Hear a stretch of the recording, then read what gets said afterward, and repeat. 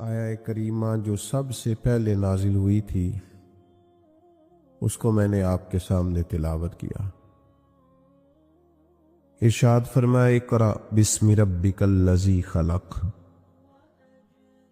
پڑھو اپنے رب کے نام سے جس نے پیدا کیا۔ دور جاہلیت پر جب ہم نظر ڈالتے ہیں تو اس دور کے بے شمار مسائل تھے۔ سب سے بڑا مسئلہ عقائد کا تھا، لوگ کفر میں شرک میں مبتلا تھے، درجنوں بیسیوں بتوں کی معاذ اللہ عبادت کرتے تھے۔ پھر اس کے بعد بہت بڑا مسئلہ انسانیت کی تذلیل کا تھا، غلاموں کے ساتھ ان کا ظلم جبر، عورتوں کو اور ان کے حقوق کو اس قدر زیادہ ان کا استحصال کیا جانا، یہ دور جاہلیت کے سارے مسائل تھے۔ گھٹن اتنی زیادہ تھی، پریشانی اتنی زیادہ تھی کہ ہر مسئلہ، ہر عنوان یہ چاہتا تھا کہ فوری طور پر اس کا حل کیا جائے۔ جو غلامی کی چکی میں پستے ہوئے ظلم سہ رہے تھے وہ بھی چاہتے تھے کہ ظلم و جبر سے انہیں آزاد کرایا جائے۔ چھوٹی بات نہیں ہے بچیوں کو زندہ دفن کر دینا، بہت بڑی تکلیف، بہت بڑی آزمائش، سسکتی ہوئی انسانیت، بلکتے روتے تڑپتے لوگ۔ لیکن آپ بنظر غائب مطالعہ کریں، اس ماحول کے اندر سینکڑوں سال بیت گئے، آسمان کا زمین سے کوئی رابطہ نہیں ہوا۔ صدیوں کے بعد جو پہلی وحی غار ہرا میں آئی، اس کو غور سے دیکھیں تو نہ بظاہر اس میں توحید کی بات ہے، نہ بظاہر اس کے اندر عورتوں کے حقوق کی بات ہے، نہ بظاہر اس کے اندر غلاموں، مسکینوں اور یتیموں کے حقوق کی بات ہے۔ یہ سارے تڑپ رہے ہیں، سسک رہے۔ لیکن جو پہلی وحی نازل ہوتی ہے وہ کیا ہے؟ وہ یہ ہے کہ اقرا، پڑھو پڑھو۔ معنی کیا ہے کہ یہ جتنے بھی مسائل ہیں نا، وہ مسئلہ عقیدے کا ہو، وہ مسئلہ عمل کا ہو، وہ مسئلہ عورتوں کے حقوق کا ہو، وہ مسئلہ غریبوں مسکینوں سے حسن سلوک کا ہو، ان سب مسائل کا حل یہ ہے کہ پڑھو، تعلیم حاصل کرو۔ تعلیم جب آ جاتی ہے تو پھر بہت ساری بدعقیدگیاں دور ہو جاتی ہیں۔ تعلیم جب آ جاتی ہے تو انسان کو شعور آ جاتا ہے۔ جب اسے علم حاصل ہو جاتا ہے تو پھر اس کی ذہن کی سطح بڑی بلند ہو جاتی، پھر اس کا شعور جو ہوتا ہے وہ بڑا تازہ ہو جاتا ہے۔ کتاب و سنت کی تعلیم انسان کو مزین کر دیتی۔ بعض اوقات اس طرح ہوتا ہے کہ کسی ایک کمرے میں اندھیرا بہت زیادہ ہو تو وہاں بہت سارے موذی جانور جمع ہو جاتے ہیں، یعنی سانپ بھی آ گیا، بچھو بھی آ گیا، چھپکلیاں بھی آ گئیں، کھٹمل بھی آ گئے۔ اب اگر اس اندھیرے میں آپ ان سب جانوروں کو مارنا چاہیں تو جو کہ اندھیرا بہت زیادہ ہے، آپ مار نہیں سکتے، ہو سکتا ہے وہ آپ کو تکلیف دیں، ڈس لیں۔ آپ کسی ایک کو مارنے کی کوشش کریں، دوسرا آپ کے ہاتھ پہ ڈنگ مار دے، تو بہت سارے جانور جمع ہیں اور سبھی موذی جانوروں کو تلف کرنا ضروری ہے۔ تب آپ اندھیرے میں اگر ان کو ماریں گے تو ٹامک ٹوئیں ہی ماریں گے، وہ مریں گے نہیں۔ اس کا سب سے بہترین حل یہ ہے کہ آپ اس کمرے میں اجالا کر دیں، آپ لائٹ آن کریں، وہ خود بخود بھاگ جائیں گے سارے۔ ہمارے زمانے میں بڑے مسئلے ہیں، جہالت بہت بڑا مسئلہ ہے، ظلم بہت بڑا مسئلہ ہے، سرمایہ داری اور سرمایہ داروں کا مخصوص ذہن یہ بہت بڑا مسئلہ ہے۔ سیاست کے پیچ و تاب میں بددیانتیوں کی ہولناک داستانیں بہت بڑا مسئلہ ہے، لیکن ان سارے مسائل کا ایک ہی حل ہے کہ قرآن و سنت کے علم کا اجالا کر دیا جائے، روشنی کر دی جائے، اس کے اندر حسن پیدا کر دیا جائے، وہ خوبصورتی پیدا کر دی جائے۔ حضور نے کیا کیا؟ نبی کریم علیہ السلام نے تعلیم ہی تو دی ہے، حضور نے ان لوگوں کو سمجھایا ہی تو ہے۔ نبی پاک علیہ السلام نے انہیں بتایا کہ اللہ کے سوا کوئی عبادت کے لائق نہیں، اور بار بار تنبیہ فرمائی، مختلف زاویوں سے سمجھایا، مختلف انداز سے سمجھایا۔ کچھ صحابہ مختلف علاقوں کے سفر پہ گئے تو واپس آن کر کے انہوں نے عرض کیا کہ یا رسول اللہ صلی اللہ تعالی علیہ وسلم، وہاں ہم نے لوگوں کو اپنے سرداروں کو سجدے کرتے دیکھا ہے۔ تو حضور آپ تو پھر ساری کائنات کے بڑے سردار ہیں، تو ہمارا بڑا دل کرتا ہے۔ تو اللہ کے حبیب نے کیا فرمایا؟ فرمایا سجدہ سوائے رب کے کسی کو جائز نہیں ہے۔ حضور نے تاکید کر دی، ان کو علم دے دیا، ان کا شعور بلند ہو گیا، وسعت قلبی حاصل ہو گئی۔ آپ یقین کریں، یہ عقیدہ توحید آدمی کو اتنا طاقتور کر دیتا ہے، اتنا طاقتور کر دیتا ہے کہ بڑے بڑے بت ایک جملے سے پاش پاش ہو جاتے ہیں۔ حضرت حبیب بن زید انصاری رضی اللہ تعالیٰ عنہ جب مسلمہ کذاب کے دربار میں گئے تھے تو وہاں کا اصول تھا، جو آتا تھا جھکتا تھا، لیکن جب آپ پہنچے ہیں تو جتنے لوگ دربار میں موجود تھے سب سے کم قیمت کا لباس آپ کا تھا،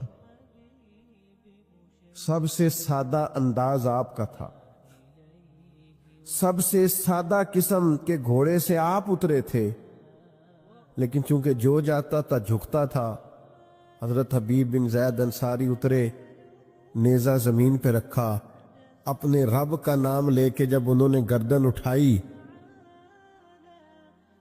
تو کچھ لوگوں نے مطالبہ کیا کہ یہاں تو جھکنے کا مزاج ہے۔ فرمایا ہم صرف رب کے سامنے جھکتے ہیں، یہ محمد عربی کی تعلیم کا نتیجہ ہے۔ میرے پاس ایک ہی سجدہ تھا، نہ یہاں کیا نہ وہاں کیا، ہم محض اللہ کے سامنے جھکتے ہیں، ہمارا یہ مزاج ہے۔ عقیدہ توحید نے ہمیں طاقتور کر دیا۔ مجھے بتائیے یہ کتنی بڑی طاقت انسان کو ملتی ہے کہ رازق کون ہے؟ سبحان اللہ۔ کبھی کسی کی جیب دیکھ کے بندے کا دل نہیں للچاتا، کبھی کسی کا بنگلہ دیکھ کر وہ پریشان نہیں ہوتا، کبھی کسی کی بڑی گاڑی اس کے دل کے اندر کسی قسم کا مد و جزر پیدا نہیں کرتی، وہ کہتی ہے میرا رازق۔ یہ تعلیم طاقتور کر دیتی ہے بندے کو، یہ شعور کے رازق اللہ ہے، یہ مضبوط کر دیتی ہے۔ لوگ بلند ہو جاتے ہیں، سوچیں بڑی ہو جاتی، وہ دولت حاصل کرنے کا کوئی ناجائز رستہ اختیار نہیں کرتے، وہ حصول مال کے لیے کوئی غلط راہ اختیار نہیں کرتے۔ وہ کہتے ہیں مجھے دینے والا میرا ہارون رشید آ رہا تھا حج کر کے، تو حضرت بہلول دانا رحمت اللہ علیہ ایک چھوٹے سے پہاڑ پر ٹیلے پر بیٹھے تھے، تو ہارون رشید آ رہا تھا، اونٹنی پہ بیٹھا تھا، تو دائیں بائیں لوگ تھے نعرے لگا رہے تھے۔ تو ظاہر ہے کہ یہ جو نعرے شعرے ہوتے ہیں یہ تسکین نفس کا باعث بھی بنتے ہیں، کئی دفعہ اللہ محفوظ فرمائے۔ یہ پروٹوکول کسی وقت بندہ محسوس کرتا ہے کہ دیکھا میری کتنی شان ہے، یہ بڑا نقصان کرتے، روحانی طور پر بڑے مضر ہوتے ہیں ان کے اثرات۔ تو وہ بادشاہ جو تھا نا وہ ہلکا ہلکا مسکرا رہا تھا، دائیں بائیں نعرے لگ رہے تھے نا حج کر کے آیا ہے، تو اچانک بادشاہ کی نظر پڑی تو حضرت بہلول دانا پہاڑ کے ٹیلے پہ بیٹھے مسکرا رہے، اور بعض مسکراہٹیں بڑی معنی خیز ہوتی ہیں، یعنی وہ نیرا لوگ مسکراتے نہیں، اس میں بڑے بڑے مفاہیم پوشیدہ ہوتے ہیں، اس سے بڑا کچھ چھلکتا ہے۔ تو ہارون رشید کی نظر پڑی تو حیران ہو گیا، سارا کچھ چھوڑ چھاڑ کے تو حضرت بہلول دانا کی خدمت میں گیا، جا کے عرض کرنے لگا حضور آپ کا ہنسنا بڑا انوکھا ہے، آپ ہنس کیوں رہے ہیں؟ آپ کی توجہ ہے میری بات پر؟ آپ کیوں ہنس رہے ہیں؟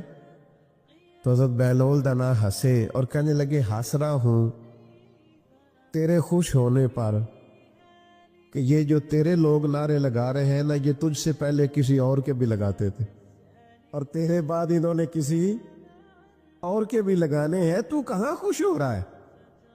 یہ کچھ لوگ ایسے ہوتے ہیں جن کی کوئی پارٹی نہیں ہوتی، وہی پارٹی ہوتی ہے ان کی جس کی حکومت ہوتی ہے، تو یہ اس پارٹی کے ممبر ہیں، تو میرے بھائی بڑا مسکرا رہا ہے، خوش ہو رہا ہے، یہ کل کسی اور کے نعرے لگاتے تھے اور تیرے بعد کسی اور کے نعرے لگائیں گے۔ یہ تو کس بات پہ راضی، کس تسکین نفس پہ تو مطمئن ہے؟ چوٹ لگی، ہارون رشید چپ کر گیا۔ پھر بادشاہ تھا نا، بادشاہوں کی گفتگو ایسی ہوتی ہے، کہنے لگا حضرت سنا ہے آپ مقروض ہیں، تو کوئی حکم ہوا تو مجھے بتائیے گا۔ تو حضرت بہلول دانا بڑے غصے سے ہارون رشید سے پوچھنے لگے، تیرا رب کون ہے؟ اللہ کرے آپ کو سمجھ آئے میں کیا کہہ رہا ہوں۔ تیرا رب کون ہے؟ کہا اللہ۔ تو فرمایا میرا کون ہے؟ اللہ اکبر۔ اس نے کہا حضور آپ کا بھی اللہ۔ تو فرمانے لگے ہارون رشید یہ تو نہیں نہ ہو سکتا کہ رب ہارون رشید کو دیتا جائے اور بہلول دانا کو بھول ہی جائے۔ یہ عقیدہ میرا بڑا مضبوط ہے، میرا رب جب چاہے گا نا وَيَرْزُقْهُ مِنْ حَيْثُ لَا يَحْتَسِبُ، وہ وہاں سے دے دے گا جہاں سے کبھی گمان بھی نہیں گیا ہوگا، لہذا تو جا، مجھے تیری ضرورت نہیں ہے۔ بھائی عقیدہ توحید کا علم اور یقین یہ طاقتور کر دیتا۔ آج کل لوگ بڑا ڈرتے ہیں پر لوگوں سے، لوگ بڑا گھبراتے ہیں پر لوگوں سے، لوگ بڑا شرماتے ہیں پر ایک لفظ ہے جس نے جینا لوگوں کا مشکل کر دیا، وہ لفظ ہے، وہ جملہ ہے، لوگ کیا کہیں گے۔ اس نے جینا مشکل کر دیا، لوگ کیا کہیں گے۔ او بھائی آپ جو مرضی کر لے، لوگ پھر بھی کچھ نہ کچھ کہیں گے۔ کہنے کے لیے ہوتا ہے نا کچھ نہ کچھ، لوگ پھر بھی کچھ نہ کچھ کہیں گے۔ لوگ تو کہتے ہیں مخلوق تو فنکار ہے اس درجہ کے پل بھر میں، سنگے در کعبہ سے بھی اصنام تراشے، تم کون ہو کیا چیز ہے داغ کبابی، لوگوں نے تو جناب مریم پہ بھی الزام تراشے۔ یہ لوگ کوئی باز آتے ہیں؟ یہ تو جس کے بارے میں چاہتے ہیں بات کرتے ہیں، ان کا مزاج ہوتا ہے۔ لوگ ڈرتے ہیں پر لوگوں سے سہمے رہتے ہیں، پریشان رہتے ہیں۔ آپ جس کو حق جان لیں، جس کا علم آ جائے، کتاب و سنت کی روشنی میں جب شعور مل جائے تو لوگوں سے ڈرنا چھوڑ دو، فقط اپنے رب سے ڈرو۔ اور سنو یہ حدیث یاد رکھنا، نبی کریم علیہ السلام نے فرمایا جو رب سے ڈرے گا وہ کسی سے نہیں ڈرے گا، اور جو رب سے نہیں ڈرے گا پھر وہ سب سے ڈرے گا۔ اللہ سے ڈریں۔ یہ دیکھو یہ نبی پاک علیہ السلام ہمیں تعلیم دیتے اور ہمیں فکری توانائی دیتے، حضور ہمیں روحانی طور پر مضبوط فرماتے۔ حضرت عبداللہ ابن عباس رضی اللہ تعالیٰ عنہ کو حضور نے فرمایا اے عبداللہ، اے میرے بیٹے، ایک بات یاد رکھنا، ساری دنیا مل کے بھی تیرا کچھ بگاڑنا چاہے، بگاڑ نہیں سکتی جب تک رب کی حکمت نہ ہو۔ اور فرمایا ساری دنیا مل کے تیرا سنوارنا چاہے، سنوار نہیں سکتی جب تک اللہ کی رضا نہ ہو۔ تو بھائی ڈرنا کس بات کا؟ پریشانی کس بات کی؟ آزمائش کس بات کی؟ آپ کتاب و سنت کو پڑھیے، عقیدہ توحید مضبوط کر دے گا، طاقتور کر دے گا، آپ کو کبھی کسی جگہ بھی ڈر کے، سہم کے، جھجک کر وقت نہیں گزارنا پڑے۔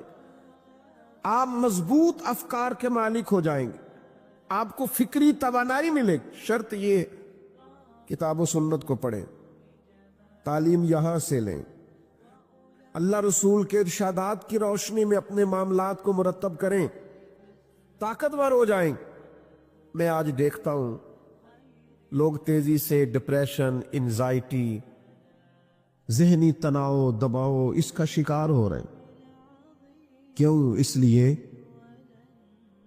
کہ وہ لوگوں سے ڈرتے ہیں، لوگوں کے سامنے مطمئن ہونا چاہتے ہیں، وہ لوگوں کے سامنے اپنی وضاحت دینا چاہتے ہیں، جو آپ سے پیار کرتا ہے اس نے نفرت نہیں کرنی، اور جو ایک دفعہ مخالف ہو گیا ہے نا، آپ جتنی مرضی دلیلیں دیں، پھر آپ کی صحیح بات بھی اس کو صحیح لگتی، اس کا ذہن بن گیا نا، اس نے کرنی مخالفت ہے۔ آپ کچھ بھی کر لے، کسی لحاظ سے بھی کر لے، کسی طور بھی کر لے، طاقتور ہو جائے، مضبوط ذہنی بنیادوں پر زندگی کو استوار کریں، آپ طے کریں مدد اپنے اللہ سے لینی ہے، آپ محسوس کریں گے بڑا لمبا سفر بھی جلدی طے ہو جائے گا، بڑے دشوار گزار گھاٹیوں سے آپ بڑی جلدی گزرنے لگیں گے، اور جہاں کوئی بھی اپنا نہیں ہوگا وہاں بھی اللہ مدد کرے گا۔ آپ کو بظاہر محسوس ہوگا کہ یہاں تو میرے لیے بڑا مشکل ہے آگے بڑھنا، لیکن آپ بڑھیں گے، دیکھیں گے اللہ تعالیٰ اسباب بنائے گا۔ مسلمانوں نے ہجرت مدینہ سے پہلے ایک ہجرت کی تھی جسے ہجرت حبشہ کہا جاتا ہے۔ اللہ کے پیارے حبیب صلی اللہ تعالیٰ علیہ وسلم نے اجازت دی تھی لوگوں کو کہ حبشہ کی جانب ہجرت کر جاؤ، تو لوگ چلے گئے ہجرت کر کے۔ حضرت عثمان غنی بھی گئے تھے، حضور کی ایک صاحبزادی جو ان کی اہلیہ تھی وہ بھی گئی تھی، حضرت جعفر طیار بھی گئے تھے، کچھ اور لوگ بھی ہجرت کر کے گئے تھے۔ حبشہ کے رہنے والے جو لوگ تھے ان کا مذہب عیسائی تھا، لیکن معاذ اللہ ثم معاذ اللہ نقل کفر نہ باشد وہی والا جو آج بعض عیسائیوں کا غلط نظریہ ہے کہ حضرت عیسیٰ علیہ السلام معاذ اللہ اللہ کے بیٹے۔ تو وہاں یہ لوگ ہجرت کر کے چلے گئے۔ اب ظاہر ہے کفار مکہ کو تو پسند نہیں آتا تھا کہ مسلمان کسی جگہ بھی آرام اور سکون کے ساتھ عبادت کر سکے، تو انہوں نے ایک وفد تیار کیا جو حبشہ گیا، جا کے پہلے تحفے تحائف دیے بادشاہ کے قریبی لوگوں کو، پھر بادشاہ تک رسائی حاصل کی، پھر اس کو بتایا کہ ہمارے کچھ لوگ آ گئے۔ حبشہ کا بادشاہ نجاشی بڑا سمجھدار آدمی تھا، بڑا زیرک تھا، باتوں کو بڑی گہرائی سے سمجھنے والا تھا۔ اس نے کہا میں تمہاری رائے سن کے مسلمانوں کو یہاں سے نکالوں گا نہیں، ان کی بھی بات سنوں گا۔ اب تصویر کے دونوں رخ دیکھنے چاہیے۔ پہلے ہماری پنچایت میں لوگ اس کے سپورٹر ہو جاتے ہیں جو پہلے آ جائے، کہتے ہیں وہ تے آ گیا، تینوں تے صدنا پہ ہے، چونکہ وہ مجھے چودھری مان گیا ہے، پہلے آ گیا، لہذا میں اس کے ساتھ ہوں۔ بھائی تو دیکھ تو لے تصویر کا دوسرا رخ، دوسرے کی بات سننے کے بعد آپ کو اندازہ ہوگا کہ اصل معاملہ کیا ہے۔ نجاشی کہنے لگے میں ایسے نہیں بھیج دوں گا، میں بلاؤں گا۔ بلایا، مسلمان آئے، حضرت جعفر طیار رضی اللہ تعالیٰ عنہ اسلام کے پہلے خطیب، جو باتیں نجاشی نے پوچھیں حضرت جعفر طیار نے بڑی جرت کے ساتھ جواب دیا، بلکہ وہی کچھ کہا جو آج کل میلاد پہ ہمارا خطیب نہیں کہتا، ہمارے مبلغین نہیں کہتے کہ بادشاہ ہم تو گلے کاٹتے تھے، ہم تو ایک دوسرے سے لڑتے تھے، بیٹیوں کے اوپر ظلم کرتے تھے۔ یہ تو مدینے والے محبوب آئے کہ انہوں نے آ کے ہمیں بتایا ہے کہ اصل انسانیت کیا ہے، طرز زندگی کیا ہے، یہ ساری باتیں بیان کی۔ نجاشی بڑا خوش ہوا، مسلمانوں کو بھیج دیا۔ کافروں نے ایک اور چال چلی، ذرا زیادہ غور کرنا کیا کہنے لگا۔ ملک ان کا ہے، عقیدہ ان کا ہے۔ حضرت جعفر طیار رضی اللہ تعالیٰ عنہ غیر کے ملک میں بلایا، جناب جعفر طیار آئے، دوبارہ بلایا، سازش کی کفار نے، کہنے لگے آپ کو پتہ ہے یہ حضرت عیسیٰ علیہ السلام کو معاذ اللہ اللہ کا بیٹا نہیں مانتے، پتہ ہے آپ کو؟ اس کو کہتے ہیں مذہبی کارڈ کھیلنا، ایموشنل کرنا، اس کو کہتے ہیں اس طرح کا ماحول بنانا کہ سامنے والا اشتعال میں آئے۔ بلایا حضرت جعفر طیار رضی اللہ تعالیٰ عنہ، اور مسلمانوں کے وفد کو بھی پتہ چل گیا کہ اب نئی چال چلی ہے، اب حضرت عیسیٰ کے بارے میں پوچھیں گے۔ کچھ لوگوں نے حضرت جعفر طیار کو مشورہ دیا کہ ذرا حکمت سے بات کریں، فرمانے لگے حکمت کوئی نہیں، عقیدہ عقیدہ ہوتا ہے، عقیدہ عقیدہ ہوتا ہے۔ فرمایا میں وہی کہوں گا جو محمد عربی نے ہمیں بتایا ہے، صلی اللہ تعالی علیہ وسلم. یہ ڈری ڈری باتیں نہیں، سہمی سہمی باتیں نہیں. کتاب و سنت کی تعلیم طاقتور کر دیتی ہے. حضرت جعفر طیار رضی اللہ تعالیٰ عنہ تشریف لائے، دربار میں پہنچے تو حضرت مولا علی کے بھائی، نبی کریم کے چچا زاد حضرت جعفر طیار، کیا دبدبا ہے، کیا تنتنا ہے، لباس سادہ ہے، لیکن عقیدے نے وہ مضبوطی پیدا کر دی ہے. کہا بتائیے آپ کا جناب عیسیٰ کے بارے میں نظریہ کیا ہے؟ تو جب انسان مخلص ہو کے بات کرتا ہے تو اس میں اللہ اثر پیدا کر دیتا ہے.